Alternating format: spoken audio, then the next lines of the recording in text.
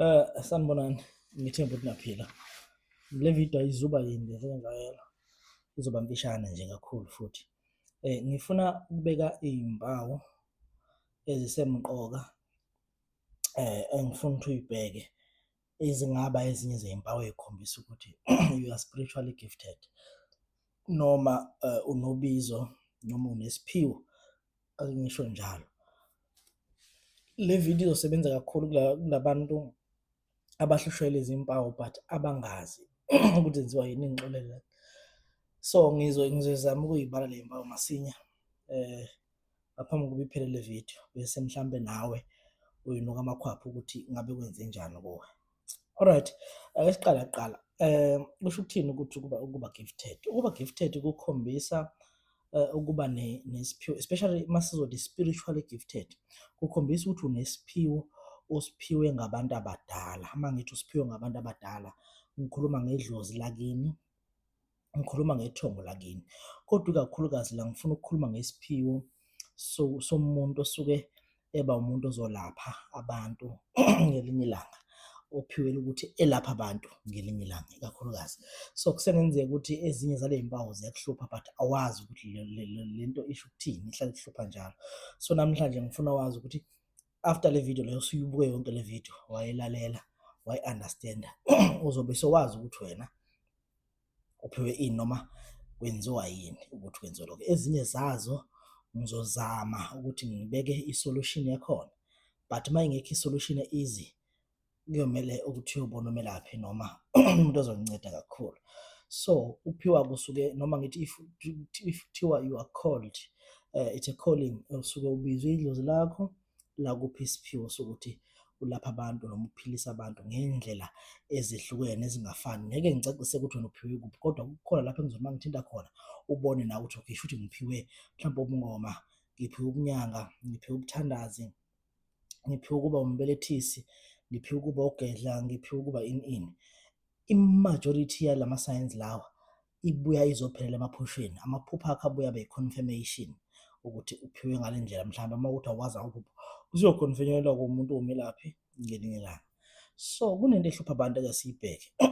I-disclaimer yami ithi le mpawu akwenzeki ukuthi all the time uthi mhlawumbe isiphiwo. Kwesinye isikhathi kuyenzeka nje ukuthi mhlawumbe udinga uhamba uyobona udokotela ekutreat into le, yinto e-medical, asingakubalekeli lokho, yinto e-medical. Kodwa futhi kuyenzeka ukuthi usubahambile udokotela but kuyafana, lokhu yabuya yaphindelela, ayikho into abayibonayo.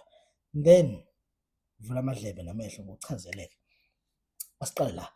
Kukhona umuntu nje mhlawumbe ubuke le video nje, kukhona umuntu nje manje ushushwa ikhanda, like a headache, ikhanda limshaya ngendlela eyisimanga, in such a way that uke waya kodokotela, bafike bamnikeza amaphilisi akangamnceda, uhlale ephuza ama-disprin angamncedi, mhlambe baze bamdraina amanzi ku-spine, beyo-check i-meningitis and stuff, bathola ukuthi uklina akanayo i-meningitis lo muntu, kodwa ngaso ke isikhathi uhlale ephethwe ikhanda. Kusengenzeka ukuthi isayini yokuqala leyo ukuthi kukhona amadlozi akubizayo emzimbeni wakho afuna ukunakwa. Ngizokuchaza ukuthi indaba.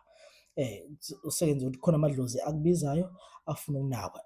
Kubantu besifazane isikhathi esiningi kuyaye kuthiwe uma umuntu wesifazane, hayi bonke, sikhumbule ukuthi into edlozi akusiwo one size fit all, hayi bonke, but kwesinye isikhathi umuntu kuthiwa kuye kumele uthole iduku elimhlophe, uhlale bese ufaka iduku elimhlophe uma usuphethwe ikhanda, noma uthandaza iduku elimhlophe, ikhanda bese ubona ngathi lihlehlela emuva, noma lingapheli completely but lihlehlela emuva lelo khanda lelo.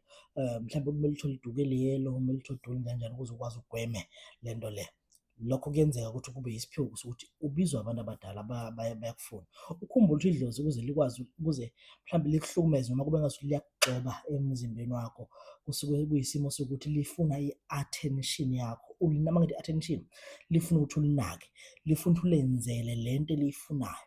Uma lifuna uhambe uyothwasa, uhambe uyothwasa. Uma lifuna uhamba amanzi, uhambe amanzi. Uma lifuna uye entabeni, uhambe intaba. Uma lifuna ukuthi mhlawumbe uyokhushula, kumele ukhushule, i-attention yakho. So ngalesi sikhathi lizokukhuluma kahle nawe, ungalinaki wena, ile sikhathi ezobe sekuqala ngaso bese likwenza into ezothatha i-attention yakho emzimbeni wakho, ngoba the moment uphathwa ikhanda every day, iyaqala into ivusa amehlo, iyakuvusa emzimbeni, why ngiphathwa ikhanda. Uyayibona i-attention yakho isiphumile lapha ekugroveni, awusagrovi, usucabanga ukuthi ngihlale ngiphathwe ikhanda. So kuyokusiza ukuthi wenze lokho. So le khanda uma ngabe likuhlupha njengoba ngisho lesizwe, lenza ukuthi ube iduku. Kwesinye isikhathi kwabanye abantu lize lihlale cishe umbhemisi, kukhona umbhemisi esinawo. Uthole ukuthi mhlawumbe umuntu kumele egcine ebhema isinefu noma mhlawumbe kumele liqedwe ukuthi ebhema isinefu, leyo kusengaba yisana ukuthi ubiziwe ngabantu abadala. Asehle esisuka ekhanda, ngifuna ukukhuluma ngezinto ezibuhlungu, asehle esisuka ekhanda sihlale emahlombe akhe or ma-shoulders, mhlambe siye kwi-back yakho up until the lower back. Uthole mhlawumbe kwesinye isikhathi uzwa ngathi kuyasinda, ukusinda-ke uzwa ngathi kukhona into ehleli or uzwa ngazukuthi kukhona into ebuhlungu, like but there's something ehleli lapha emzimbeni wakho.